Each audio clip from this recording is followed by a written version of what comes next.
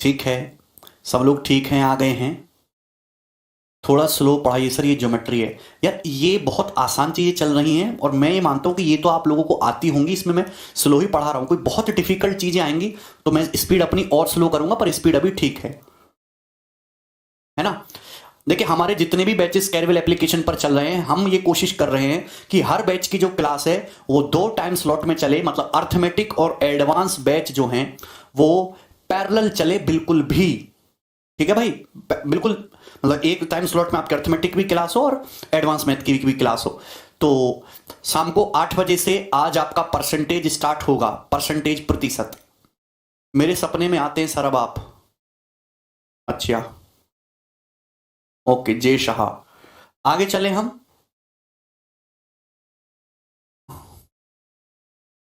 और वीक में 2 दिन की छुट्टी रहती है, सैटरडे संडे।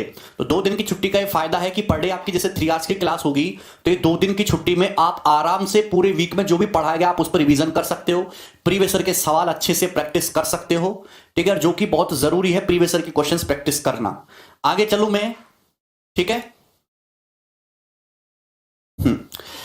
ना। देखिए, कल मैंने आपको पैरेलल लाइन पढ़ाया था, समांतर रेखाएं क्या होती हैं, क्यों होती हैं, ठीक है ना। चलिए दोस्तों मेरे प्यारे भाई, तो अगर मैं आपके सामने पैरेलल लाइन ड्रॉ करता हूं इस तरीके से, मैंने आपके सामने पैरेलल लाइन ड्रॉ करी है, ये पैरेलल लाइन है, इस तरीके से हमने पैरेलल लाइन ड्रॉ करी है। ये आपको दिखाई दे रहा है, ये सारी की सारी जो रेखाएं एक दूसरे के समांतर हैं, ये एक दूसरे के समांतर हैं। क्लियर है, लिखने की जरूरत नहीं है। अच्छा, अगर मैं इनकी ट्रांसवर्सल लाइन खींचूं तो ये ट्रांसवर्सल लाइन कुछ इस तरीके से हो जाएगी। ये ट्रांसवर्सल लाइन हो गई जिस ए बी सी डी, आप बोलोगे हाँ जी सर ये ट्रांसवर्सल लाइन हो गई। तो ट्रांसवर्सल लाइन जो है, ट्रांसवर्सल लाइन के छोटे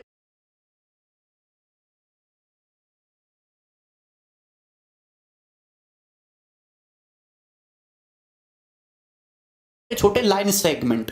लाइन सेगमेंट क्या होता है, जैसे लाइन होती है दोस्तों, इस लाइन पे कोई फिक्स्ड लेंथ ले लो, कोई फिक्स्ड लेंथ ले लो, जैसे ही हमने फिक्स्ड लेंथ ले ली है ना, कि ये फिक्स लंबाई की लेंथ, उसको लाइन सेगमेंट या रेखा खंड कहते हैं।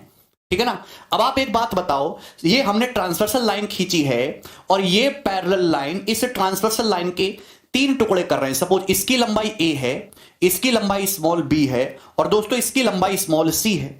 क्या आप मेरी बात समझ पा रहे हैं? इसकी लंबाई स्मॉल सी है, इसकी लंबाई ए है, इसकी लंबाई बी है और दोस्तों इसकी लंबाई स्मॉल सी है। क्लियर?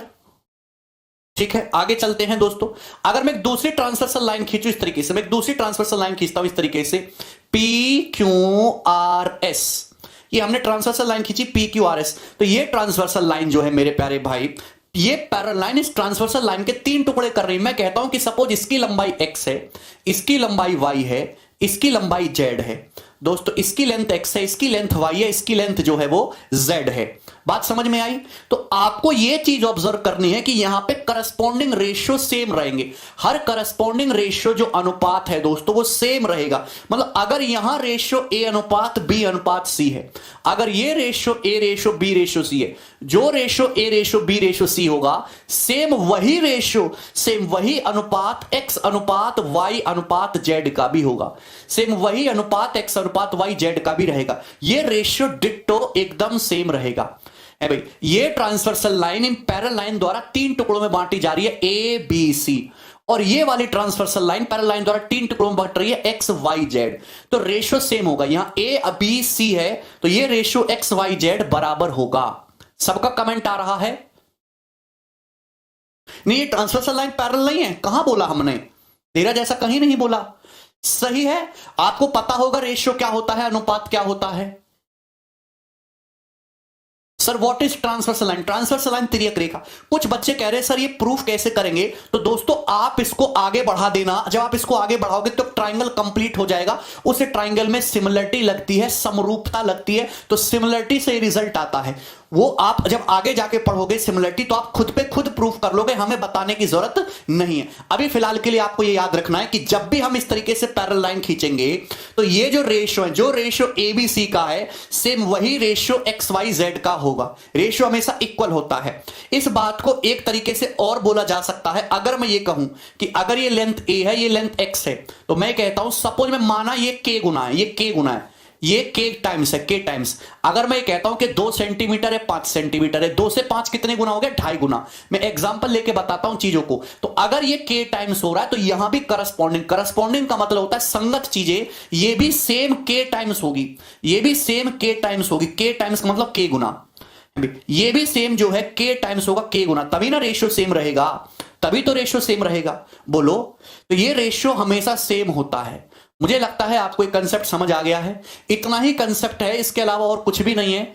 ये देखिए सवाल नंबर 29, इस पे सबसे बेसिक क्वेश्चन है, बताइए फटाफट।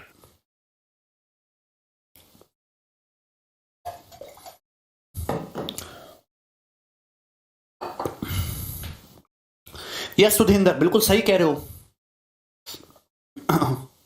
दिए गए चित्र में सारी लाइन पैरेलल है, P Q R S T U V W, ये सब पैरेलल हैं। पी आर की लंबाई 20 सेंटीमीटर है, मैं थोड़ा सा बड़ा कर देता हूं। सवाल में आपको दे रखा है पी आर की लंबाई 20 है, पी आर की लंबाई 20 है, ये दिख रहा है ना आपको, क्यों और बड़ा कर दें? चलिए हिंदी में छोड़ते हैं, चलो बस। चलिए दिए गए चित्र में P Q R S T U V W parallel है, आपको दे रखा है पी आर 20 सेंटीमीटर है, आर टी 44 सेंटीमीटर है, 44, और टीवी 32 सेंटीमीटर है, टीवी 32 सेंटीमीटर है, क्यू डब्ल्यू 84 है। अगर ये साइड 84 सेंटीमीटर है, अगर ये साइड 84 सेंटीमीटर है, तो आपसे पूछा क्यू एस का मान क्या होगा, ये क्यू एस की वैल्यू क्या होगी, आपको क्यू एस लेंथ निकालना है, क्यू एस क्या होगा, जल्दी से बताइए मेरे प्यारे भाई। ये सारी पैरेलल लाइन है आपस में, तो आप एक बात बताओ, ये ट्रांसवर्सल लाइन खींची गई है, तो जो रेशियो इधर होगा सेम वही रेशियो उधर होगा। आप बोलोगे हाँ जी सर, ठीक है। तो आप ये देखिए किससे कट रहा है, 4 से सिंप्लीफाई कर लो ना, 4 पंजे 20, 4 पंजे 20, सिंप्लीफाई करेंगे 4 पंजे 20, 4 से 11, 4 अट्ठे 32, तो यहां रेशियो 5:11:8 बन रहा है, 5:11:8, तो ये रेशियो भी सेम होगा, 5:11:8, 5:11:8, यही होगा, 5:11:8, ये भी सेम ही होगा। आप बोलोगे y का जवाब मैंने बता तो दिया, जब आप इसको आगे बढ़ाएंगे तो ऐसे ट्रायंगल बन जाएगा, और सिमिलर ट्रायंगल सिमिलरिटी लगती है, थेल्स थ्योरम, वहां से पूरी अलग ज्योमेट्री शुरू हो जाती है। ठीक है, ज्योमेट्री एक भंवर की तरह है, कोई भी चीज कहीं भी अप्लाई हो जाती है, सर्कल में रेक्टेंगल, रेक्टेंगल में स्क्वायर, कहीं भी एक सीक्वेंस में नहीं है। ठीक है ना, तो आपको वो सिमिलरिटी जब आप पढ़ेंगे तो आपको खुद पे खुद पता लग जाएगा। ठीक है, चूंकि ये पैरेलल लाइन पे सवाल इस पे अलग से आता है, तो आपको ध्यान रखना है, अगर ये रेशियो 5:11:8 है, तो ये लंबाई का रेशियो भी 5:11:8 होगा।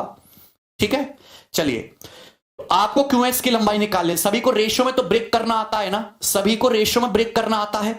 आप बताओ कि अगर ये 84 सेंटीमीटर है, मुझे क्यूएस निकालना है, कैसे निकालते हैं दोस्तों, कैसे निकालते हैं? टोटल कितना है, टोटल हो रहा है 5 + 11 16 8 24, टोटल 24 है। टोटल कितना है, 24। अपने को 24 में से क्यूएस लेना है, क्यूएस कितना हिस्सा है, 5 हिस्सा।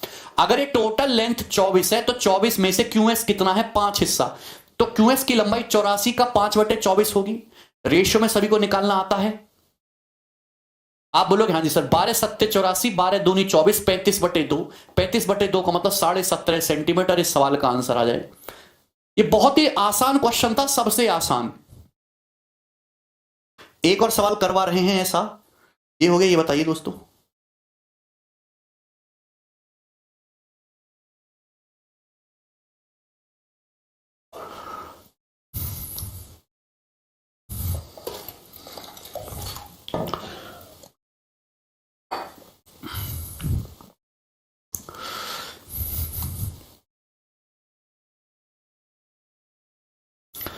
दिए गए चित्र में A B C D E F G H parallel है। सवाल में दे रखा है ये 42 है, ये 24 है, ये 36 है, ये 42 है। 42,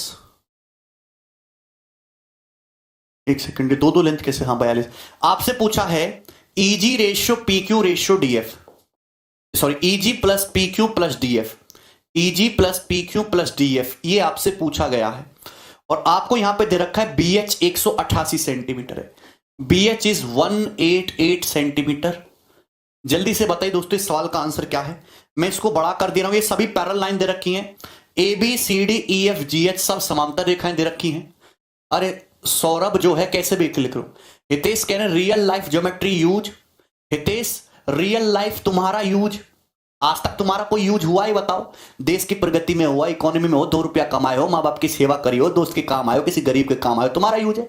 है? तुमने बस किसानों के उत्पन्न किए गए गेहूं को खाया ही तो है, और कोई यूज है तुम्हारा? बोलो। तुमने मिस्र के पिरामिड देखे? पिरामिड, ध्यान सुनना, पिरामिड 4000 साल से भी ज्यादा पुराने हैं। पिरामिड जिस टेक्नोलॉजी से खड़े हुए ना, आज 4000 साल बीत जाने के बाद, इतना इंफ्रास्ट्रक्चर आने के बाद, इतनी सिविल इंजीनियरिंग आ जाने के बाद भी वैसा पिरामिड पूरी दुनिया मिलके भी नहीं बना सकती जैसा उन्होंने 4000 साल पहले बना दिया। और वो बिल्कुल पूरे अर्थ, जहां अर्थ के सेंटर में है, अर्थ के सेंटर में वो आपको मिलेगा जो पिरामिड है, वो कंप्लीटली ज्योमेट्री का यूज करके किया उन्होंने, केवल ज्योमेट्री का यूज करके। आज की ज्योमेट्री जो आप पढ़ रहे हो वो इतनी कमजोर है, आपको ये भी समझ नहीं आ रहा, और इस समय की ज्योमेट्री इतनी एडवांस की, उसका यूज करके यहां पे इस एंगल पे वो पिरामिड बनाना है, इस एंगल पे पत्थर जाएगा, उन्होंने वो चीज खड़ी कर दी।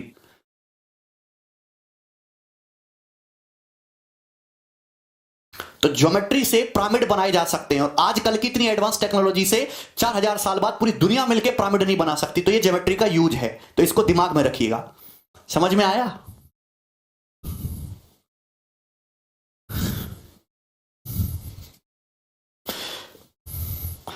तो ये आपको दे रखा है, तीनों line A B C D E F G H parallel है, क्लियर? तो यहां पे बी एच आपको 188 सेंटीमीटर दे रखा है, ये बी एच जो है ये 188 सेंटीमीटर आपको दे रखा है। आप बोलोगे हाँ जी सर, तो आपको ये 42 दे रखा है, ये 24 है, 36 है, 42 है। ये आपको easy plus P Q plus D F ये निकालना है। ठीक है, जब भी पैरेलल लाइन में आप इस तरीके से ट्रांसवर्सल लाइन खींचते हो, रेशियो हमेशा सेम रहेगा। भैया यहां जो रेशियो है, सेम रेशियो यहां पे होगा, सेम रेशियो यहां पे होगा, रेशियो हमेशा सेम रहेगा। क्लियर है? आप बोलोगे हाँ जी सर, तो थोड़ा दिमाग लगाओ यार, थोड़ा दिमाग लगाओ। अगर मैं इन दोनों लाइनों को पकड़ लेता हूं, इन दोनों के 24 सेंटीमीटर है, 36, तो 24 से 36 हो गया, ये 1.5 गुना हो रहा है। ये 1.5, 24 से 36 कितना होता है? 1.5 गुना। अगर ये 1.5 गुना हो रहा है तो ये भी तो 1.5 गुना हो रहा होगा, ये भी 1.5 गुना रहा होगा। तो 42 का 1.5 गुना करेंगे तो कितना आता है? 63 सेंटीमीटर। तो पी क्यू तो मैंने निकाल लिया, पी क्यू तो मैंने निकाल लिया 63, पी क्यू तो हमने निकाल लिया 63। अगर ये 1.5 टाइम्स हो रहा है तो ये भी 1.5 टाइम्स होगा, ये भी 1.5 टाइम्स होगा। अरे बोलो, ठीक है? तो आप बताओ, ईजी का 1.5 गुना 42 आता है, किसी संख्या का 1.5 गुना करने पर 42 आता है, तो संख्या क्या होगी? 28 सेंटीमीटर।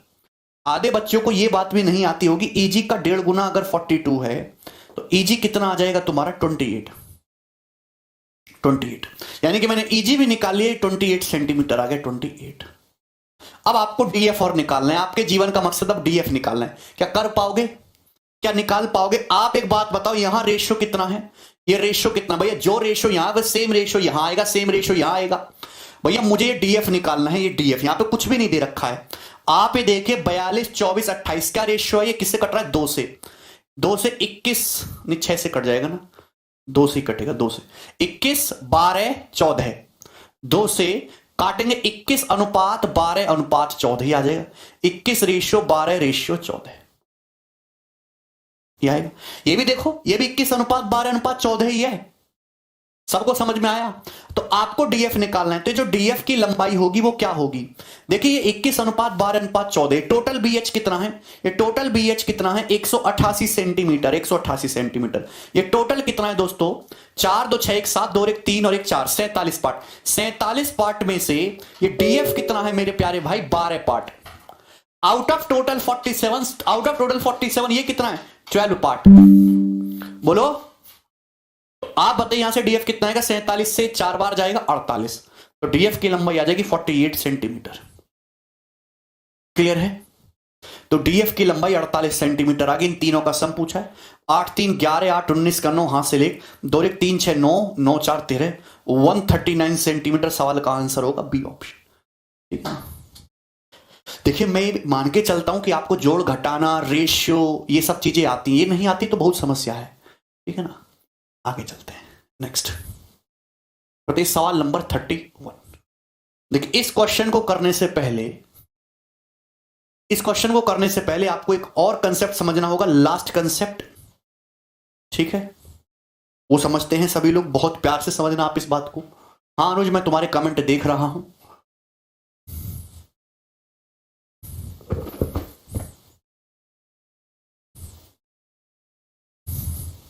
आगे चलें।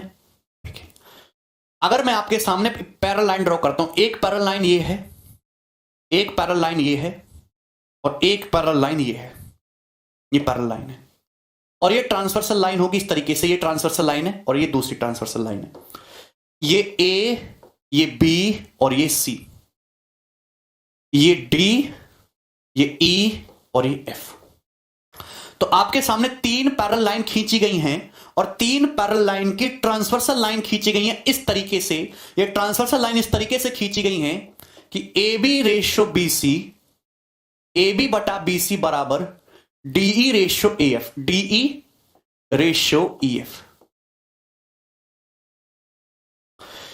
ए बी से बी सी का अनुपात वही है जो डीई से ई एफ का अनुपात है, वो तो होगा ही, जाहिर सी बात है, क्लियर है। पर मैंने आपको समझाने के लिए लिख भी दिया कि एक कंसेप्ट तो ये होता है, इसको मैंने आपको पढ़ा दिया कि अगर आप पैरेलल लाइन खींच रहे हो और ये उनकी ट्रांसवर्सल लाइन खींची गई है तो जो रेशियो यहां पे होगा ए बी से बी सी का, सेम वही रेशियो डी से ई एफ का होगा, ये बात हम जानते हैं। लेकिन पेपर में क्या पूछा जाता है, पेपर में ये पूछा जाता है कि अगर ये लेंथ ए है, अगर ये लेंथ ए है दोस्तों और ये लेंथ बी है, ये लेंथ बी है मेरे प्यारे भाई, और ये रेशियो ए बी से बी सी का चाहे डी से ई एफ का, ये रेशियो सपोज मैं कह देता हूं कि ये रेशियो सपोज एक्स अनुपात वाई है, ये रेशियो सपोज एक्स अनुपात वाई है, एक्स अनुपात वाई है, एम अनुपात एन है, ये ratio suppose M is to N है, एम इज टू एन, मतलब ये रेशियो जो है एम रेशियो एन है, M ratio N. A B से बी सी का या डी से ई एफ का ratio M is to N है।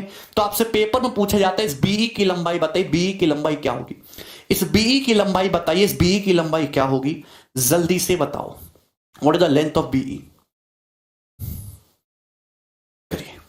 देखिए तो एक यहां पे फॉर्मूला बनता है, उस फॉर्मूला को आप खुद भी प्रूफ कर पाओगे, इसको आगे बढ़ा के एक ट्रायंगल बनेगा, उसमें सिमिलरिटी लगाइए, करते रहिए, प्रूफ हो जाएगा। लेकिन वो बहुत बाद की चीजें हैं। डायरेक्ट शॉर्टकट, डायरेक्ट फॉर्मूला क्या है वो मैं आपको बताना चाहता हूं, ढंग से समझिएगा दोस्त। बच्चा कह रहा है ज्योमेट्री कब खत्म होगी, 2.5-3 महीने में हो जाएगी, ठीक है ना। तो 3 महीने तक सवाल दोबारा मत पूछना, यहां तक क्लियर, कोई परेशानी कोई दिक्कत।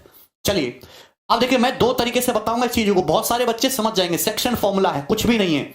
आप एक बात बताओ, ऐसे क्रॉस मल्टीप्लाई करनी है, देखिए A into N, A into N कितना आएगा, A into N, A into N plus, A into N plus, ये देखिए बी की मल्टीप्लाई इसमें करनी है, B into M plus B into M, B into M और बटे, बटे रेशियो है, ratio M plus N, m plus n. This is the direct shortcut. This is the direct formula. कहां से आया वो हर कोई बच्चा जानता है, ठीक है, बाबा थेल्स, ठीक है, an प्लस बी एम बटे m plus n। Any problem, clear है, ठीक है। चलो इसी पर बेस्ड आपके सामने बहुत छोटा सा सवाल है, ये हमें करके बताइए, सवाल नंबर 31, वेरी महत्वपूर्ण।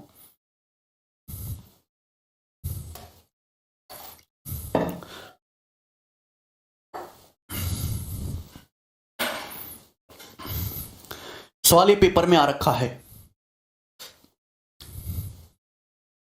देखिए दिए गए चित्र में A B C D E F parallel है, A B C D E F ये तीनों लाइन समांतर हैं, ए बी सी डी और ई एफ ये तीनों लाइन पैरेलल हैं। यदि ए बी 29 सेंटीमीटर है, ध्यान से सुनना, सवाल को थोड़ा सा बड़ा कर दे रहा हूं मैं, ये तीनों लाइन पैरेलल हैं। सवाल में दे रखा है यदि ए बी 29 सेंटीमीटर है, 29, ये 29 है, ठीक है भाई, और ई एफ 57 है, ई एफ 57 है, ई एफ 57 सेंटीमीटर है। AC बराबर 3/4 सी, AC बराबर 3/4 सी, तो CE को हम इधर ले आएंगे, तो AC से CE का ये रेशियो कितना दे रखा है, AC से CE का रेशियो कितना दे रखा है, 3:4, 3:4। तो आपसे CD की लेंथ पूछिए, CD की लंबाई क्या होगी, जल्दी से बताइए, what is the length of CD।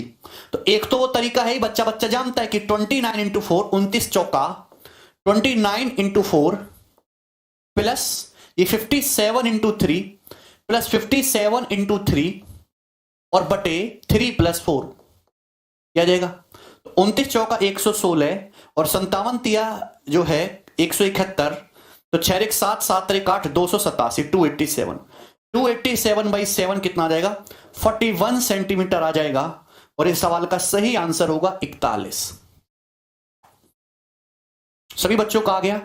ये आपके एग्जाम का पूछा हुआ क्वेश्चन है, एक भी स्टूडेंट का, इसमें कोई डाउट नहीं है। लेकिन आपको पेपर में ऐसे नहीं करना, पर ये मैं नहीं बताता तो आपके साथ जाती हो जाती। ध्यान से सुनिएगा, ए भी पूछेगा तो कैसे निकालेंगे। हाँ श्रेया वही बता दे रहा हूं। अब मैं आपको एक शिफ्टिंग कंसेप्ट बताता हूं, ध्यान से समझिएगा। ये बहुत जगह लगेगा पूरे गणित में। कुछ चीजें ऐसी होती हैं जो गणित में कहीं भी लग जाती हैं, ध्यान से समझिएगा, क्योंकि ये बोर्ड का पेपर नहीं है।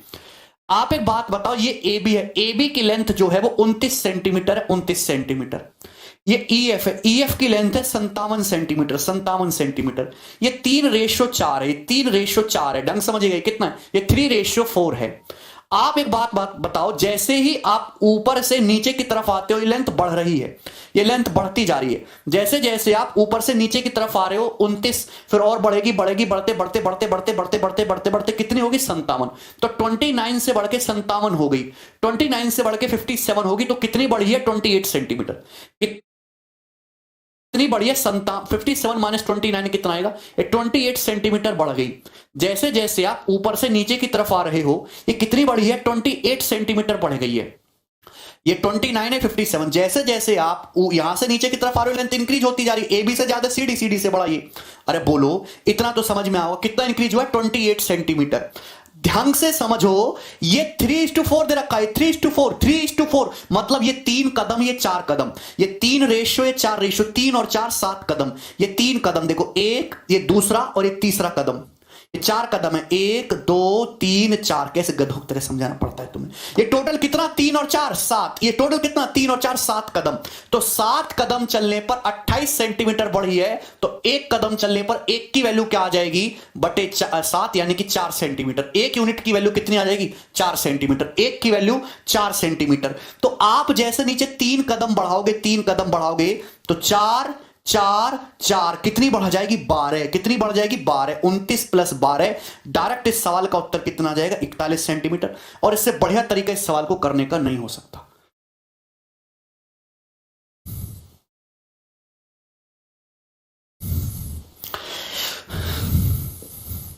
ये 29 है, 29 से बढ़ के 57 हो गया। देखो 3-4 महीना पढ़ते रहोगे, देखते रहोगे, अपने आप दिमाग तेज हो जाएगा। शुरू में सभी को प्रॉब्लम होती है। 29 से बढ़ के 57 हो गया, कितना बड़ा 28 सेंटीमीटर। 3 और ये 4 टोटल कितना है 7, 7 पे 28 सेंटीमीटर बढ़ा है, तो एक कदम पे कितना बढ़ेगा 4। आप देखिए 3 दे रखा है ना, तो ये 4 बढ़ जाएगा 33 होगी, ये 33, 4 बढ़ा दो ये 37, ये 4 बढ़ा दो 41, ये 4 बढ़ा दो 41, 41 सेंटीमीटर आंसर आ गया 41।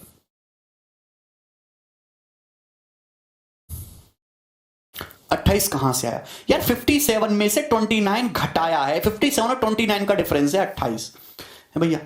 समझने वाले यही समझ जाते हैं।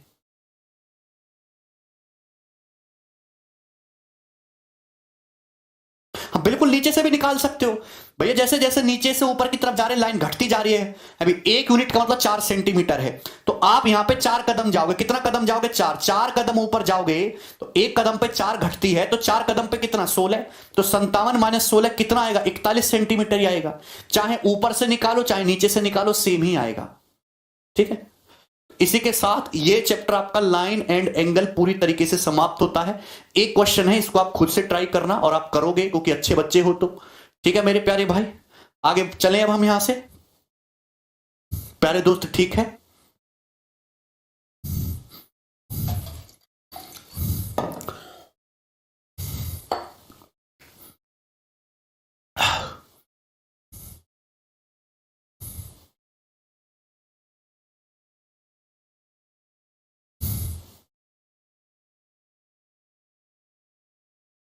वेरी गुड धीरज भाई। अब यहां से हम अपनी ज्योमेट्री की दूसरी शीट डिस्कस करेंगे। पहली शीट में मैंने आपको लाइन एंड एंगल पढ़ा है केवल। लाइन एंड एंगल बिल्कुल भी इंपॉर्टेंट टॉपिक नहीं है, पेपर में कई साल तक सवाल नहीं आते, पर पढ़ना जरूरी है क्योंकि एक बेसिक टॉपिक है, बहुत बेसिक। ठीक है ना, बहुत सारे टीचर्स इसको करवाते भी नहीं है, जो कि अच्छी बात है, कोई गलत बात नहीं है। ठीक है, दूसरा जो यहां से इंपॉर्टेंट चीजें हैं मैं आपको पढ़ा रहा हूं ट्राइंगल। इस शीट में हम लोग क्या डिस्कस करेंगे, त्रिभुज में ट्राइंगल्स में एंगल से रिलेटेड, कोणों से रिलेटेड जितने भी सवाल बनते हैं, इंटीरियर एंगल और एक्सटीरियर एंगल, आंतरिक कोण और बाह्य कोण से रिलेटेड जितने भी क्वेश्चंस बनेंगे वो सारे के सारे हम इस सीट में डिस्कस करेंगे। देखिए मैंने आपको ये चीज बता रखी है दोस्तों कि त्रिभुज में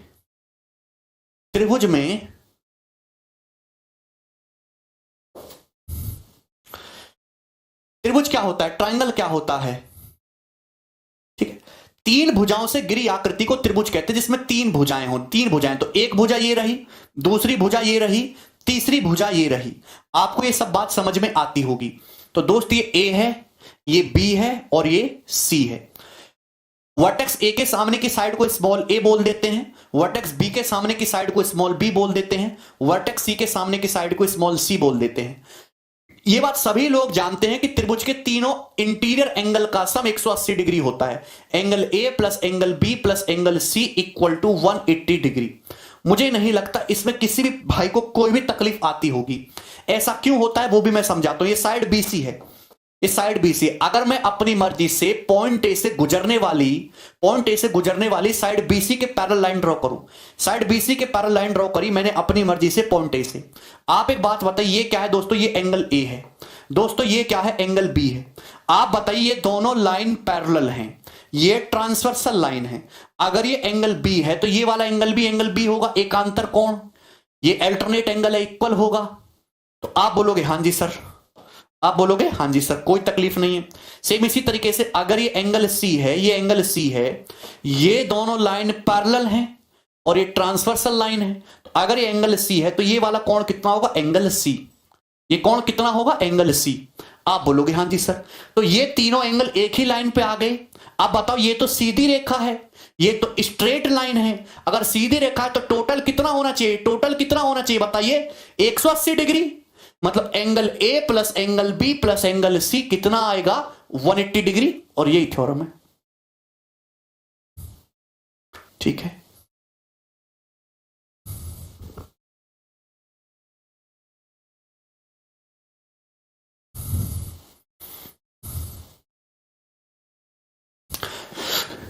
इसी से आगे मैंने आपको ये बात बता रखी है कि त्रिभुज का कोई भी एक्सटीरियर एंगल की वैल्यू अपोजिट इंटीरियर एंगल के सम के बराबर होती है। जैसे दोस्त ये आपके सामने एक ट्राइंगल है, मैं कहता हूं कि ये वाला एंगल थीटा है, ये वाला एंगल अल्फा है।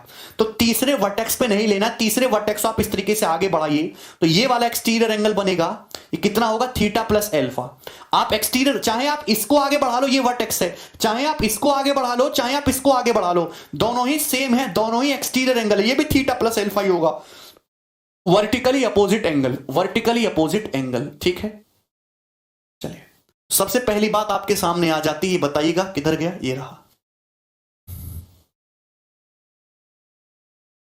The exterior angle obtained on producing the base of a triangle, both the ways are 121 degree and 104 degree.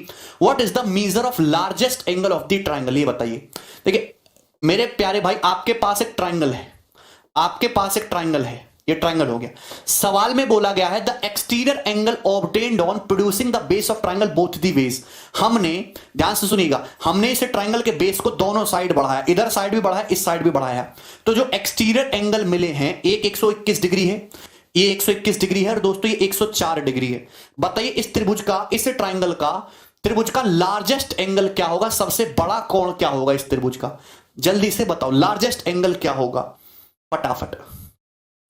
तो आप एक बात बताओ, जाहिर सी बात है ये एंगल तो लार्जेस्ट हो नहीं पाएगा, क्योंकि उससे बड़ा तो यही वाला हो जाएगा। कि अगर 104 है तो कितना होगा, 76 डिग्री, 76 डिग्री। हालांकि यही लार्जेस्ट है, 76 डिग्री ही लार्जेस्ट है। अच्छा आप मुझे बताओ कि दोस्तों ये वाला एंगल कितने डिग्री का होगा, ये वाला एंगल कितने डिग्री का होगा, ये वाला एंगल कोई बताएगा ये वाला एंगल कितने डिग्री का है, डायरेक्ट बताइए ये वाला एंगल कितने डिग्री का है। आप जानते हैं, मैंने आपको पिछले लेक्चर में ही समझाया था कि अगर आप ट्राइंगल के किसी भी दो वर्टेक्स पे एक्सटीरियर एंगल बनाते हैं तो एक्सटीरियर का सम जो होगा 180 डिग्री प्लस थर्ड एंगल होगा। इन दोनों का जो सम होगा वो 180 डिग्री प्लस थर्ड एंगल होगा। यानी कि 104 प्लस 121, 104 प्लस 121 कितना हो गया, 225 डिग्री। 225 डिग्री, तो 225 डिग्री 180 से कितना ज्यादा है, 225 माइनस 180 कितना है, 45 डिग्री। तो ये एंगल 45 डिग्री है। जाहिर सी बात है क्षेत्र ही बड़ा होगा ना, यही आंसर है 76। ऑप्शन में भी सबसे बड़ा 76 दिख रहा है। ये एंगल देखोगे तो ये कितना आ जाएगा तुम्हारा 59। तो तीनों में सबसे बड़ा जो एंगल है वो यही है, हालांकि निकालने की कोई जरूरत नहीं थी। आगे चलते हैं, ये बताइएगा।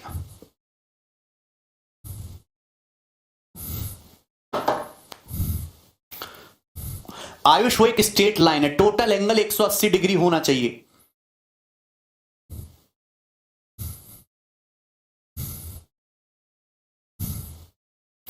The side ST of triangle RST is produced to P. Side ST, ध्यान से देखिएगा, अगर मैं आपके सामने एक ट्राइंगल बनाता हूं इस तरीके से RST, सवाल में बोला गया है कि ट्राइंगल की साइड ST को आगे बढ़ाया गया, द साइड ST को आगे बढ़ाया गया। देखो ST को आगे बढ़ाने का मतलब S से T की तरफ बढ़ाना है, S से T की तरफ बढ़ाना है।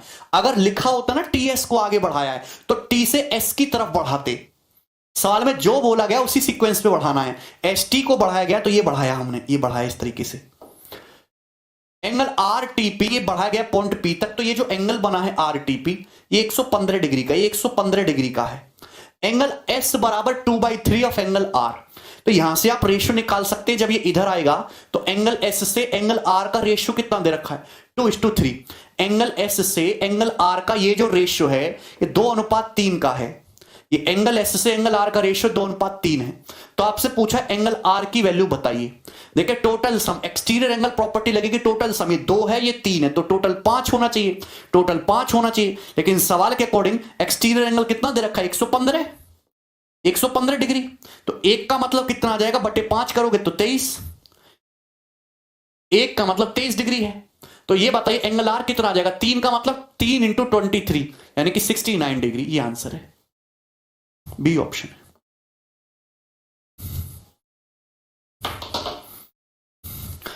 इतना बेसिक सवाल मैं तुमको कराया हूं। आगे चलते हैं दोस्तों नेक्स्ट कंसेप्ट। यहां से पूरी थ्योरम आ जा रही है, थ्योरम को ढंग से समझिएगा।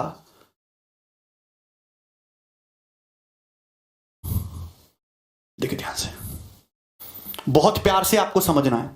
मैं आपको 2 थ्योरम समझाऊंगा, दोनों ही थ्योरम मोस्ट इंपॉर्टेंट है और पेपर में दोस्तों उन पे भर भर के सवाल आते हैं, पेपर में उन पे भर भर के सवाल आते हैं। क्लियर है? है ना? देखिएगा, मैंने आपके सामने एक ट्रायंगल बनाया, ये आपके सामने एक ट्रायंगल बना है, ट्रायंगल ABC, ये आपके सामने ट्रायंगल बना है। हमने आपके सामने ट्रायंगल बनाया इस तरीके से, ट्रायंगल ABC, ये ट्रायंगल है। अब इस ट्रायंगल के बेस को पकड़ लो, हमने इस ट्रायंगल के बेस को पकड़ लिया BC को, इस बेस को पकड़ लिया BC को, बेस BC को पकड़ लिया। तो बेस BC पे 2 एंगल बन रहे हैं, बेस BC पे 2 एंगल बन रहे हैं। एक एंगल का इंटीरियर बाइसेक्टर खींचना है, दूसरे का एक्सटीरियर बाइसेक्टर खींचना है। आपने 2 एंगल बन रहे हैं, एंगल B और एंगल C। आपने एंगल B का आंतरिक कोण समद्विभाजक खींचा, एंगल B का इंटीरियर बाइसेक्टर खींचा, और आपने ये एंगल C बन रहा है लेकिन C का एक्सटीरियर, इसको आगे बढ़ाएंगे तो ये एक्सटीरियर एंगल है एट वर्टेक्स C, ये एक्सटीरियर एंगल है एट वर्टेक्स C। आपने एंगल C का बाह्य कोण समद्विभाजक खींचा, तो ये दोनों कहीं पे जाके मिलेंगे, ये दोनों कहीं ना कहीं पे जाके मिलेंगे। तो यहां ये जहां पे जाके मिलते हैं ना, एंगल BDC, ये जहां पे जाके मिलते हैं, इस एंगल की जो वैल्यू होगी ये पेपर में पूछा जाता है। अगर ये कोण A है, अगर ये एंगल A है दोस्तों, तो ये वाला एंगल कितना होगा A/2, ये जस्ट आधा होता है। अगर ये 60 है तो ये 30 होगा, ये 54 है तो ये 27 होगा, ये 80 है तो ये 40 होगा। क्लियर है? पहले मैं समझाऊंगा ऐसा क्यों हुआ, पहले आप थ्योरम के स्टेटमेंट को समझे कि नहीं समझे ये बताइए। किसी भी ट्रायंगल में एक बेस को पकड़ लो, उसी बेस पे आपको इंटीरियर बाइसेक्टर खींचना है, दूसरे का एक्सटीरियर बाइसेक्टर खींचना है। तो ये जो एंगल बनेगा यहां पे जहां पे जाके मिलते हैं, वो एंगल हमेशा थर्ड एंगल का आधा होगा A/2। ठीक है, बोलिए, कोनो तकलीफ? आया कहां से है? बिल्कुल बिल्कुल बात आपकी जायज है, कैसे आया है समझना बहुत जरूरी है, मैं आपको समझाऊंगा, टेंशन मत लो दोस्तों आप, ठीक है ना? यस, देखिए पहले मेरे प्यारे भाई मेरी बातों को समझने की कोशिश करो।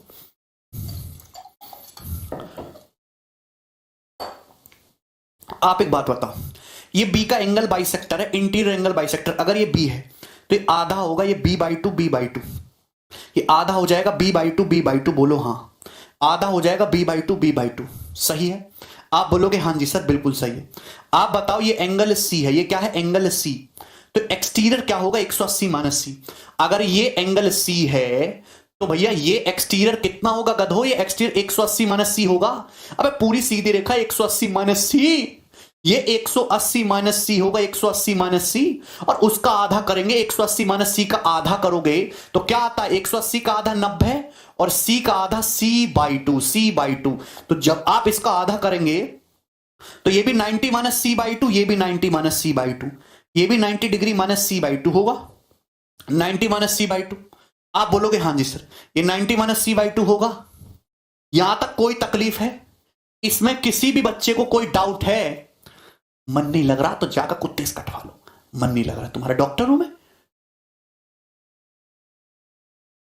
ये बिल्कुल लो लेवल चल रहा है भैया, लो लेवल। अगर इसमें भी कोप अप नहीं कर पा रहे हो तो आपका दिमाग अभी अंडर डेवलप है। कितना है ये 90 माइनस c/2, कोई दिक्कत नहीं। एक्सटीरियर का आधा करोगे ये हो जाएगा। बोलो, अपने को ये एंगल निकालना, ये वाला एंगल। आप इसको देखो, ट्रायंगल बीडीसी को देखो, ट्रायंगल बीडीसी को, ये ट्रायंगल बीडीसी को देखो, बीडीसी जितना दिखाया जाए बस उतना देखा करो, बीडीसी।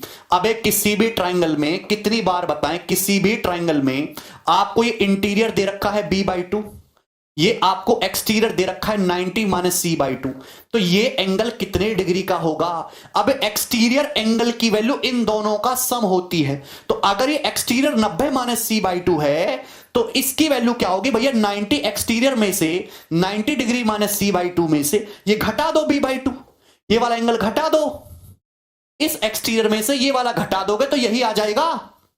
बोलो, अरे बोलो, एक दिन में 2 क्लास क्यों? क्योंकि भैया जितने तेज तुम हो और जितना स्लो होकर मैं पढ़ा रहा हूं और जितना मुझे तुम्हें प्रैक्टिस कराना होगा, जितने समय में तुम एक सरकारी एग्जाम में बैठने के लायक बनोगे, लायक बैठने के, क्लियर करने के लायक नहीं, बैठने के लायक बनोगे, उस हिसाब से तो 2-3 साल लग जाएगा सिलेबस खत्म होने में। ठीक है, तो आपकी भारी विफलता ही 2-2 क्लास लगवाने के लिए जरूरी है। समझ आया? यहां तक कोई प्रॉब्लम? ठीक, एनी समस्या? आप बताओ कि a plus B plus C 180 degree. देखो मैं बेइज्जती बहुत करता हूं, ठीक है ना, तो थोड़ा अपनी इज्जत जो है संभाल के रखा करो। a प्लस बी प्लस सी क्या होता है? त्रिभुज के तीनों इंटीरियर एंगल का सम 180 डिग्री। तो आप बताओ, आधा कर दोगे, आधा a/2 plus b/2 plus c/2 बराबर 180/2, कितना आएगा? 90 डिग्री। ये तो कम से कम हर कोई बच्चा जानता होगा ना, ये तो हर कोई बच्चा जानता होगा ना। तो a/2 plus b/2 plus c/2 कितना आ जाएगा? 90 डिग्री। तो अगर ये वाला पोर्शन इधर चला जाएगा, उधर चला जाएगा, तो 90 degree minus b/2 minus c/2 किसके बराबर आ जाएगा दोस्तों? किसके बराबर आ जाएगा? ये एंगल a/2, a/2। मुझे लगता है कि आपको हमारी सारी बातें समझ में आ गई हैं। ठीक है, ये बताइए, इस पे बेस्ड क्वेश्चन करेंगे फटाफट। सवाल नंबर 3,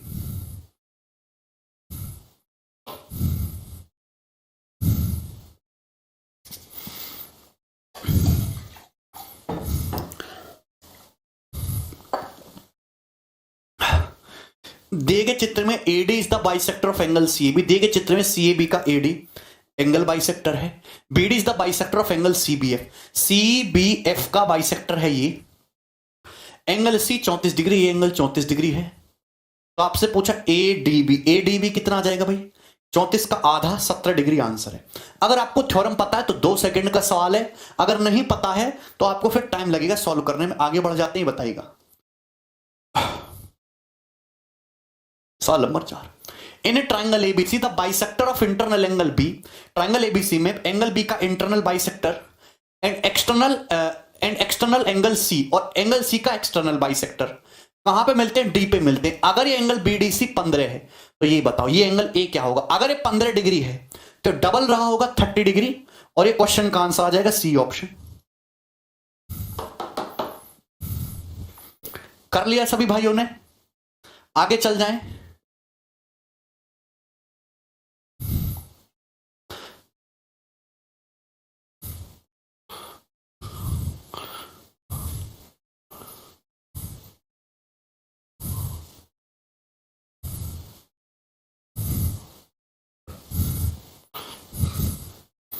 एक सेकेंड,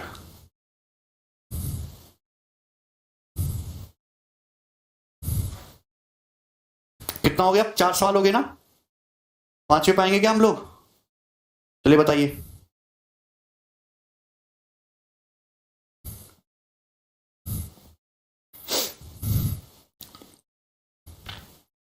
दिए गए चित्र में ए सी बी का internal bisector and external bisector angle of A B C meets at point D.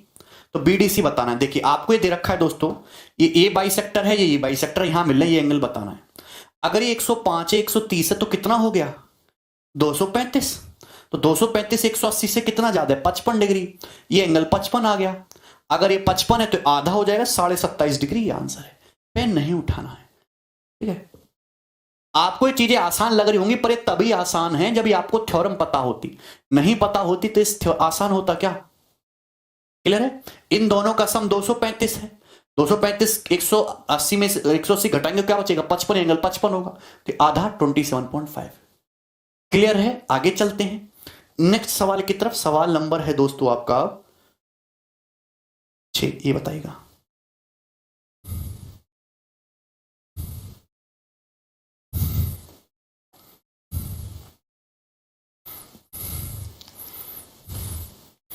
Meenu कह रहे सर कुछ समझ नहीं आ रहा। वाह मीनू, वाह वाह मीनू, क्या बात बोली है, बिल्कुल Oscar like.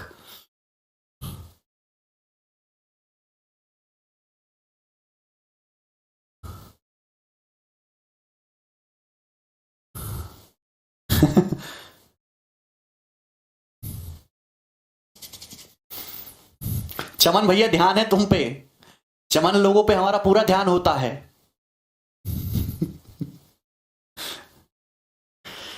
In the given figure AF is angle bisector of angle BAC। आपके सामने BAC दिख रहा है एक ट्रायंगल, तो AF जो है एंगल BAC का बाइसेक्टर है, बोला गया है।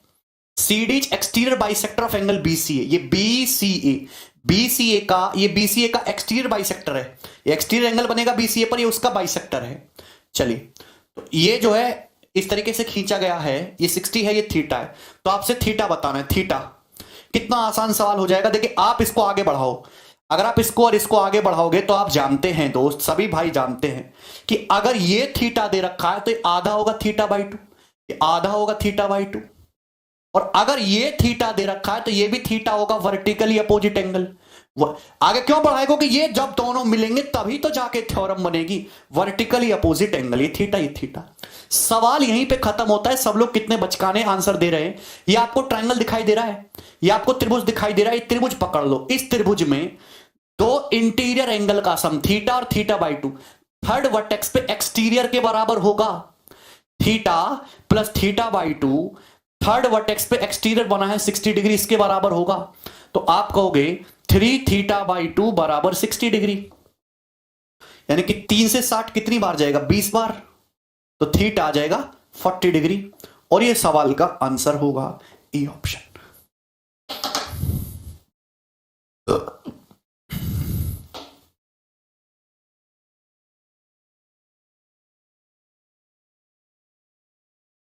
क्या इसमें कोई डाउट है आप लोगों को?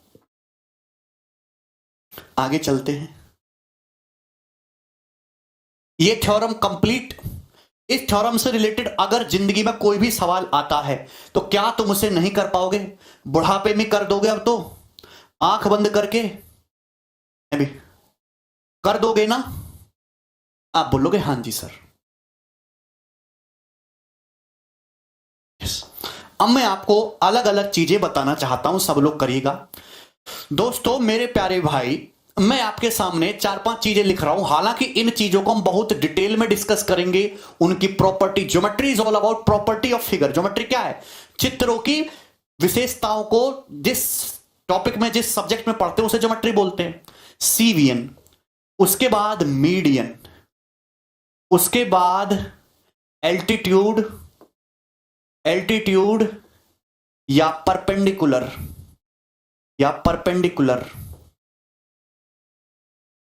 या हिंदी में मेरा फेवरेट वर्ड है ये लंब, ठीक है। और फिर हम जो है क्या ले लेंगे? एंगल बाइसेक्टर,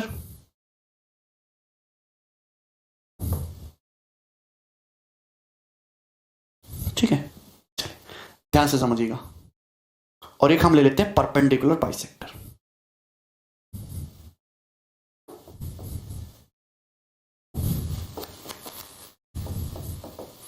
ये 5 चीजें। कितने बच्चे ऐसे जो इन सब चीजों के बारे में जानते हैं? देखिए ध्यान से, एक चीज मैं आपको समझना चाहूंगा। सबसे पहले सीवियन क्या होता है? What is a cevian? Triangle में सीवियन का क्या मतलब होता है? What is cevian? दोस्तों मैं आपके सामने कोई भी ट्राइंगल बनाऊं, मैंने आपके सामने ट्राइंगल बनाया, हमने आपके सामने ट्राइंगल बनाया, तो ट्राइंगल के किसी भी ट्राइंगल के वर्टेक्स से, ट्राइंगल के वर्टेक्स से आप उसकी अपोजिट साइड के किसी भी बिंदु को मिला दो, किसी भी बिंदु को मिला दो, तो ये जो लेंथ होती है यही सीवियन कहलाती है। ट्राइंगल में किसी भी शीर्ष से अपोजिट साइड के किसी भी बिंदु को मिला दो, उसको हम सीवियन कहते हैं। इसकी कोई हिंदी नहीं है, ठीक है ना, प्रक्षेप बोलते हैं वैसे। ये सीवियन है, ये सब सीवियन है, ये सब सीवियन है। वर्टेक्स से अपोजिट साइड के किसी भी पॉइंट को मिला दो, प्रक्षेप, उसे हम सीवियन बोलते हैं। क्लियर? Any problem? यहां तक कोई डाउट? सबको सीवियन समझ में आ गया? आगे चलते हैं नेक्स्ट। दूसरा होता है मीडियन, हिंदी में इसको बोलते हैं माध्यिका। हिंदी में क्या बोलते हैं दोस्तों हम? माध्यिका। माध्यिका। जैसे मैंने आपके सामने ट्राइंगल एबीसी बनाया, हमने आपके सामने ट्राइंगल एबीसी बनाया, तो त्रिभुज में किसी भी साइड के मिड पॉइंट को, त्रिभुज में किसी साइड के मिड पॉइंट को, मध्य बिंदु को, ये त्रिभुज की भुजा बीसी है, बीसी का मिड पॉइंट डी है, तो त्रिभुज में किसी भी भुजा के मध्य बिंदु को अपोजिट वर्टेक्स से मिला देंगे, तो ये जो लेंथ होगी एडी, इसी को हम बोलते हैं त्रिभुज की माध्यिका। इसी को बोलते हैं हम लोग त्रिभुज की माध्यिका। त्रिभुज में किसी भी साइड के मिड पॉइंट को, मिड पॉइंट मतलब मध्य बिंदु को, अपोजिट वर्टेक्स उसके विपरीत शीर्ष से मिला दो, तो ये वाली लाइन त्रिभुज की माध्यिका कहलाती है। यार क्या स्लो इसमें, ये तो तुम इस छठी सातवीं क्लास में पढ़ के आए हो भाई। घर में कोई छोटा बालक होगा, उससे पूछ लेना, वो तुम्हें सिखा देगा ये सब चीजें। अरे क्लियर है? अरे ये परपेंडिकुलर नहीं होता, अपनी मर्जी से कुछ भी मत माना करो, ठीक है ना। त्रिभुज की 3 माध्यिकाएं होती हैं। अगर मैं ऐसे करूं, अगर मैं साइड एसी का मध्य बिंदु लूंगा, एसी का मिड पॉइंट, तो त्रिभुज की दूसरी माध्यिका आ जाएगी। त्रिभुज की 3 माध्यिका होती है, 3 माध्यिकाएं। अगर AB का मिड पॉइंट लूंगा, AB के मध्य बिंदु को मैं अपोजिट वर्टेक्स से मिला दूंगा, तो ये त्रिभुज की तीसरी माध्यिका आ जाएगी। तो त्रिभुज की 3 भुजाएं होती हैं, 3 ही माध्यिकाएं होती हैं, 3 ही माध्यिकाएं होती हैं। क्लियर है? बोलो। आप बोलोगे हां जी सर। सब अलग अलग होता है, एल्टीट्यूड अलग होता है, एंगल बाइसेक्टर अलग होता है, मीडियन अलग होता है, परपेंडिकुलर बाइसेक्टर अलग होता है, सब कुछ अलग अलग होता है, अलग तरीके से ड्रॉ होगा, ठीक है ना।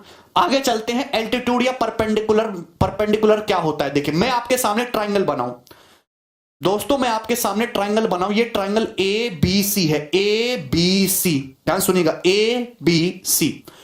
तो परपेंडिकुलर क्या होता है? देखिए किसी भी त्रिभुज का एरिया आपने पढ़ा होगा, 1/2 आधार गुणा ऊंचाई। किसी भी त्रिभुज का क्षेत्रफल आप जानते हो, 1/2 आधार गुणा ऊंचाई, 1/2 base into height, 1/2 base into height, 1/2 base into height, 1/2 base into height.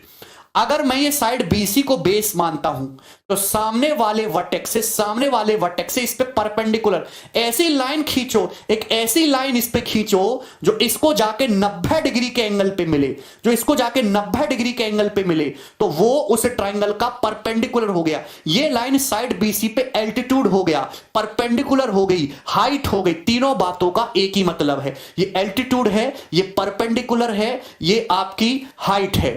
तो त्रिभुज का जो एरिया होता है वो क्या होता है? 1/2 BC गुणा AD। अगर मैं BC को बेस मानता हूं, तो हाइट क्या है तुम्हारी? AD है।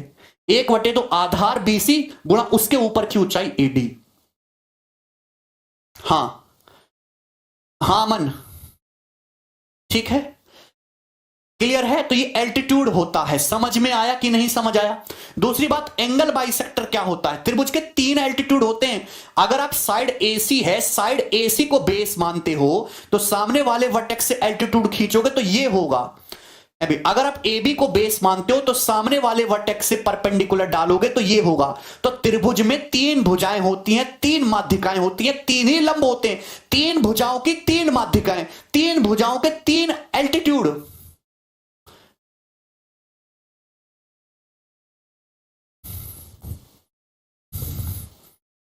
अरे बोलो। दूसरा, सर ये मीडियन भी तो हो गया यार, ये मीडियन नहीं है भैया, मीडियन अलग चीज है, एल्टीट्यूड अलग चीज है। तीसरी बात पे आ जाते angle bisector.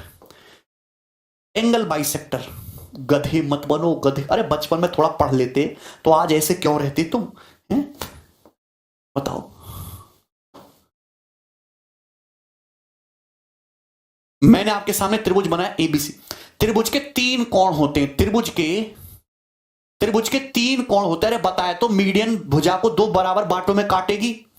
Angle bisector, angle bisector क्या होता है? हमने एंगल ए पकड़ लिया, ये एंगल ए, तो एक ऐसी लाइन ड्रॉ करो, एक ऐसी लाइन ड्रॉ करो जो इस एंगल ए के दो बराबर टुकड़े कर दे। एक ऐसी लाइन खींचो जो एंगल ए के दो बराबर टुकड़े कर दे, तो उसी को हम बोलते हैं एंगल बाइसेक्टर। मतलब ये भी थीटा हो जाए, ये भी थीटा हो जाए, ये भी थीटा हो जाए, ये भी थीटा हो जाए, ये भी थीटा हो जाए, ये भी थीटा हो जाए, तो ये हो गया एंगल बाइसेक्टर। क्लियर है? तो त्रिभुजों के तीन एंगल बाइसेक्टर होंगे, ऐसे ये हो जाएगा। ये इसके दो ये क्रॉस का मतलब होता है अगर ये अल्फा है तो ये भी अल्फा हो गया, ये भी एंगल बाइसेक्टर हो जाएगा। ये बीटा है, ये बीटा है। तो त्रिभुज के तीन ही एंगल बाइसेक्टर होते हैं, तीन माध्यिकाएं, तीन एल्टीट्यूड, तीन एंगल बाइसेक्टर।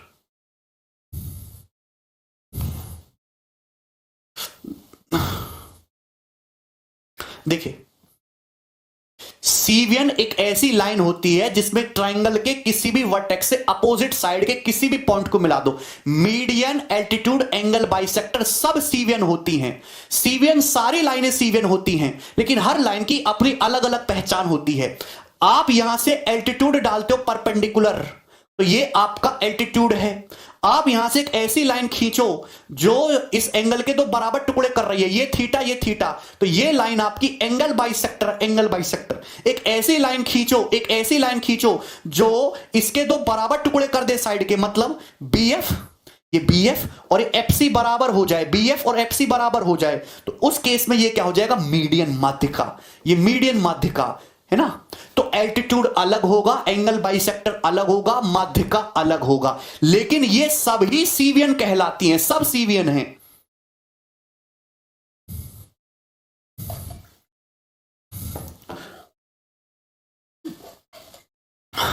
राजा कह रहे हैं सर एंगल बाइसेक्टर और एल्टीट्यूड दोनों अलग अलग है। यार अलग अलग है, कितनी बार समझाऊं, कैसे समझाऊं यार तुम्हें? हर चीज अलग अलग है।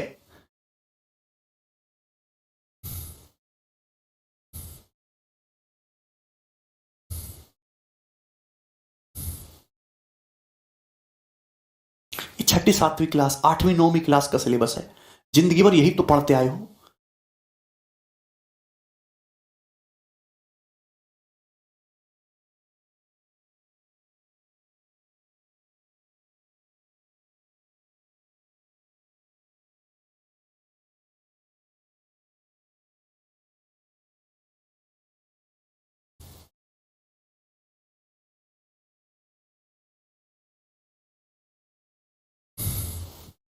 आगे चलते हैं, देखो दोस्त ध्यान से। अगर मैं आपके सामने ट्रायंगल बनाऊं, देखिए अगर मैं आपके सामने एक ट्रायंगल बनाऊं, ट्रायंगल, ध्यान से सुनिएगा, ट्रायंगल। अगर मैं आपके सामने ट्रायंगल बनाए इस तरीके से, triangle A B C, A B C, A B C, ध्यान से देखिएगा सब लोग। ये दिख रहा है? जिसको ना समझ में आ रहा भैया वो अपने आप को पागल घोषित करते, देशद्रोही कथे कहीं के। इतनी सी बात तुम्हें समझ में नहीं आ रही तो तुम क्या इंस्पेक्टर बनने लायक हो? चपरासी के चपरासी बनने लायक भी नहीं हो, पोंछा लगाने लायक भी नहीं हो तुम। अगर तुमको मीडियन नहीं पता, एल्टीट्यूड नहीं पता, और बताने के बाद भी नहीं समझ आ रहा है, तो भी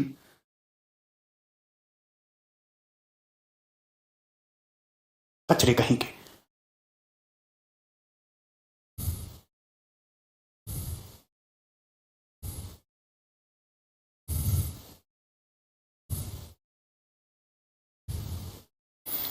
माध्यिका समझा रहा हूं 10 मिनट से, 10 मिनट सब माध्यिका एल्टीट्यूड सेम ही तो।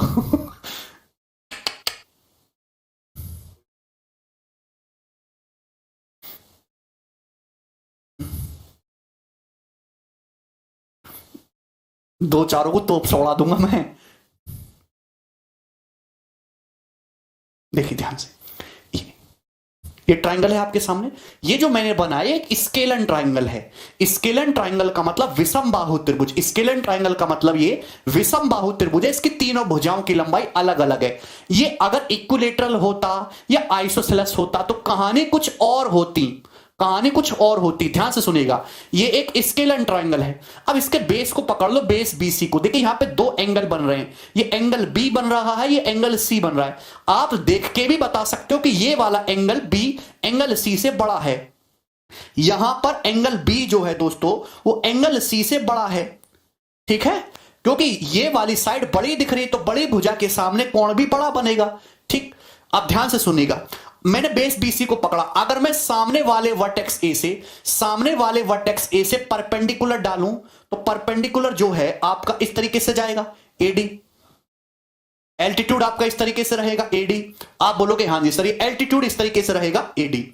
अगर मेरे प्यारे भाई, अगर मैं यहां से इसी पॉइंट ए से अगर मैं ए का एंगल बाइसेक्टर खींचूं, AD is perpendicular to BC, AD जो है बीसी के लंबवत है, और मैं इसी एंगल ए का बाइसेक्टर खींच रहा हूं।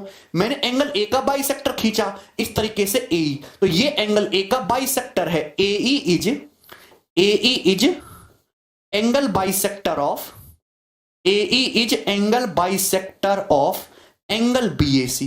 ये जो है ये एंगल बीएसी का, कोण बीएसी का बाइसेक्टर है, एंगल बाइसेक्टर है। ठीक है, यहां तक कोई परेशानी? आप बोलोगे हां जी सर। तो आप बताइए इनके बीच में ये वाला एंगल बनेगा, इन दोनों के बीच में ये वाला एंगल बनेगा? आप बोलोगे हां जी सर। तो इस एंगल डी ए ई की value, angle D A E बराबर क्या होगा, angle D A E equal क्या होगा? आप डायरेक्ट निकाल सकते हो, 2 सेकंड की थ्योरम है, आपके बेस एंगल पता होना चाहिए। ये एंगल बी और ये एंगल सी, ये एंगल बी ये एंगल सी, तो angle B minus angle C, angle B minus angle C बटे 2, एंगल डी ए ई बराबर angle B minus angle C बटे 2। इस एंगल की वैल्यू अगर आप ट्राइंगल में किसी भी वर्टेक्स से एल्टीट्यूड डालो और उसी वर्टेक्स से एंगल बाइसेक्टर खींचो तो इन दोनों के बीच में जो एंगल बनेगा इसकी वैल्यू इन दोनों के डिफरेंस का आधा होती है। इन दोनों एंगल के डिफरेंस का, बेस एंगल के डिफरेंस का आधा होती है। देखिए दोस्त, मैं आपके सामने एक चीज बताना चाह रहा हूं, आइसोसेलेस ट्राइंगल, समद्वि बाहु त्रिभुज, जिसको बहुत प्यार से समझना। आइसोसेलेस ट्राइंगल, आइसोसेलेस ट्राइंगल, समद्वि बाहु त्रिभुज। समद्वि बाहु त्रिभुज का मतलब एक ऐसा ट्राइंगल जिसकी दो भुजाएं बराबर हो, एक ऐसा ट्राइंगल जिसकी दो भुजाएं बराबर हो। जैसे मैंने आपके सामने ट्राइंगल बनाया, ट्राइंगल ए बी सी, इसमें ये दो भुजाएं बराबर हैं ए बी और ए सी। तो कैसा ट्राइंगल है ये? आइसोसेलेस ट्राइंगल है, समद्वि बाहु त्रिभुज है। अगर मैं इस वर्टेक्स से जहां पे दोनों कॉमन साइड मिल रही हैं, अगर मैं इस वर्टेक्स से जहां पे दो कॉमन साइड मिल रही, ए बी बराबर ए सी, जहां दो इक्वल साइड मिल रही हैं, अगर मैं इस वर्टेक्स से बीसी पे परपेंडिकुलर डालता हूं, अगर मैं इस वर्टेक्स से बीसी पे परपेंडिकुलर डालता हूं तो ये ट्राइंगल की हाइट होगी, ये ट्राइंगल की हाइट होगी। तो आप कहेंगे सर यहां पे दो ट्राइंगल बनेंगे, आप कहोगे सर यहां पे दो ट्राइंगल बन रहे हैं, एक ये वाला ट्राइंगल, एक ये वाला ट्राइंगल, दोनों ही राइट एंगल ट्राइंगल है, दोनों ही राइट एंगल ट्राइंगल है। ये दोनों राइट एंगल ट्राइंगल बिल्कुल डिट्टो सेम है, बिल्कुल डिट्टो सेम है। ये कॉन्ग्रुएंट है, सर्वांग सम, ये बिल्कुल डिट्टो सेम है। अगर ये बिल्कुल डिट्टो सेम होने की वजह से ही ये वाला एंगल और ये वाला एंगल बराबर होता है। मतलब अगर ये थीटा है, ये 90 है, तो ये एंगल कितना बचेगा? 90 माइनस थीटा। ये 90, ये थीटा है, ये 90 है, तो ये भी कितना बचेगा? 90 माइनस थीटा। यानी कि ये वाला जो है, ये लाइन एंगल बाइसेक्टर भी हो गई। यानी कि ये एडी जो है, ये आपका एल्टीट्यूड भी हो गया। ऐसा हर ट्राइंगल में नहीं होता। स्केलन ट्राइंगल में एल्टीट्यूड अलग, मीडियन अलग, परपेंडिकुलर अलग, सब अलग, लेकिन आइसोसेलेस ट्राइंगल में यही एल्टीट्यूड हो गया और यही एंगल बाइसेक्टर हो गया, यही एंगल बाइसेक्टर हो गया। बोलो, चूंकि ये दोनों राइट एंगल ट्राइंगल डिट्टो एक जैसे, जो चीज इधर है वही चीज उधर है, बिल्कुल शीशे पर रख दिए, तो जो लंबाई बीडी की होगी वही लंबाई डीसी की होगी। मतलब ये लाइन ऐसी है जो साइड बीसी के दो बराबर टुकड़े कर रही है, बीसी के मध्य बिंदु डी है, मध्य बिंदु डी है, तो ये लाइन एडी आपकी माध्यिका भी हो गई, मीडियन भी हो गई, माध्यिका भी हो गई। इसका मतलब समद्विबाहु त्रिभुज में यही लाइन एंगल बाइसेक्टर होगी, यही एल्टीट्यूड होगी, यही माध्यिका होगी। समबाहु त्रिभुज में भी ऐसा ही होगा। आप समबाहु त्रिभुज भी तो एक प्रकार से समद्विबाहु का पापा ही है, तो समबाहु त्रिभुज में भी ऐसा ही होगा। लेकिन अगर कोई ऊट पटांग ट्राइंगल है, अगर कोई ऊट पटांग ट्राइंगल है ऐसा स्केलन, तो आप इसका एल्टीट्यूड खींचेंगे तो ये लाइन जो है ना, तो ये एंगल यहां पे एंगल बाइसेक्टर कुछ और होगा और मीडियन कुछ और होगा, तीनों अलग अलग खींचेंगे। लेकिन आइसोसेलेस ट्राइंगल में ये तीनों लाइन, आइसोसेलेस ट्राइंगल में तीनों लाइन एक ही जगह आ जाती हैं सेम।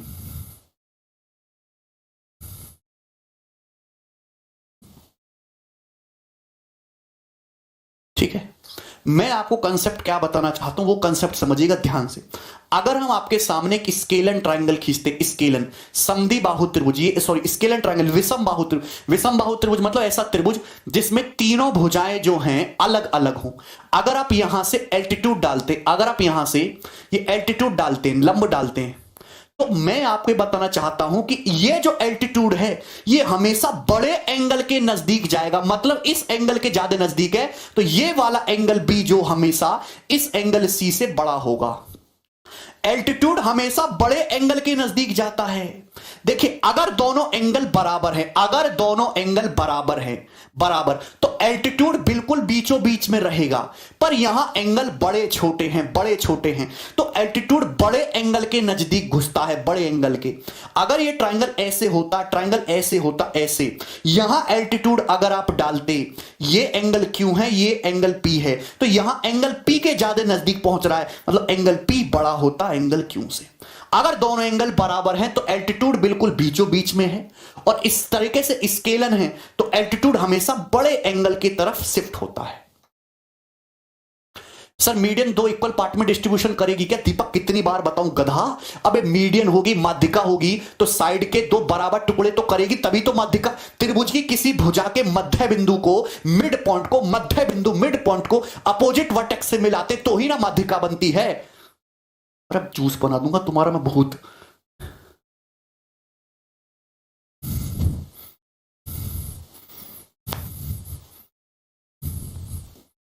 बिना पढ़े क्यों आ गए तुम? अरे बचपन में थोड़ा बहुत पढ़े हो कि नहीं पढ़े हो?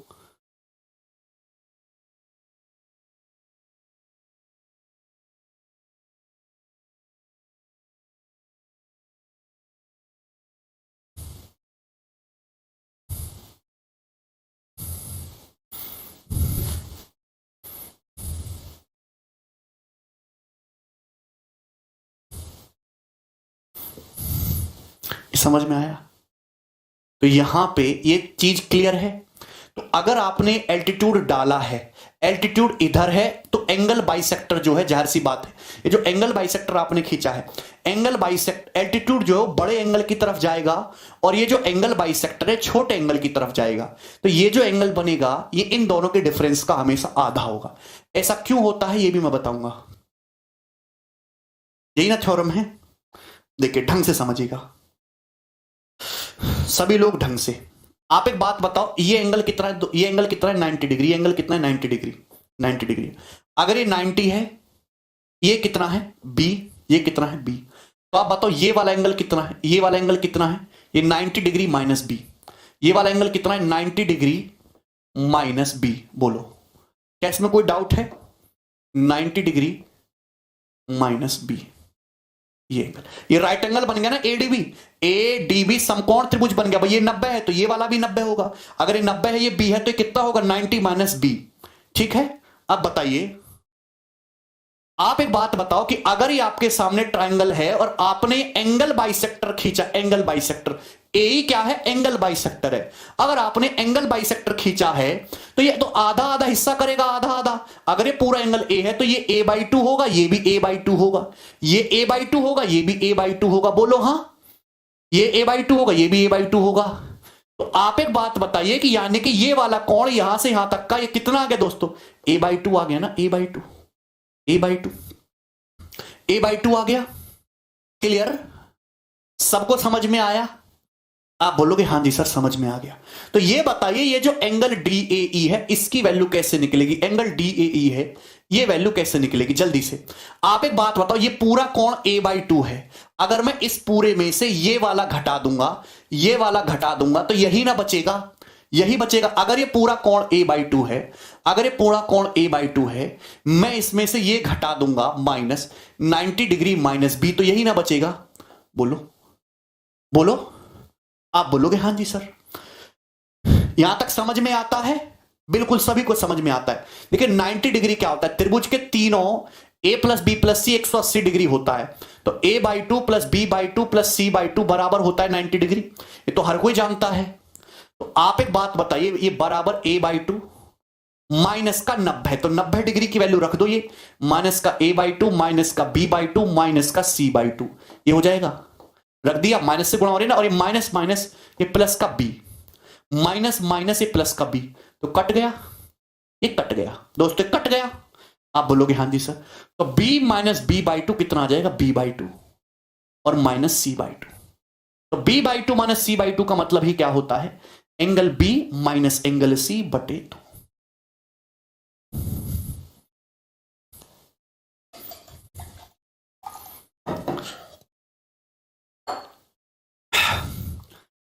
प्रूफ हो गया।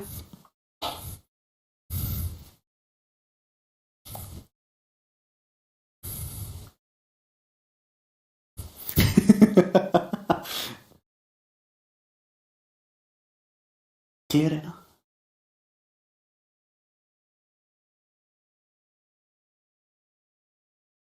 सर स्पीड बढ़ाने के लिए एक चैप्टर को कम से कम कितनी बार प्रैक्टिस करें? तुम्हारी हालत को देखते हुए कम से कम 150 बार। ठीक है, यहां तक समझ आया? मैंने आपको आइसोसेलेस ट्रायंगल पढ़ाया, सीवेन बताया, मीडियन बताया, एल्टीट्यूड बताया, स्केलन में और आइसोसेलेस में क्या फर्क है ये बताया। ये बच्चा कह रहा बहुत स्लो है सर। देखो मैं जितना स्लो हूं, अगर मैं इतना स्लो हूं, तो आप अंदाजा लगा लो फिर आप कितने स्लो हो गए, इस बैच के विद्यार्थी कितने स्लो होंगे, लगाओ अंदाजा भैया।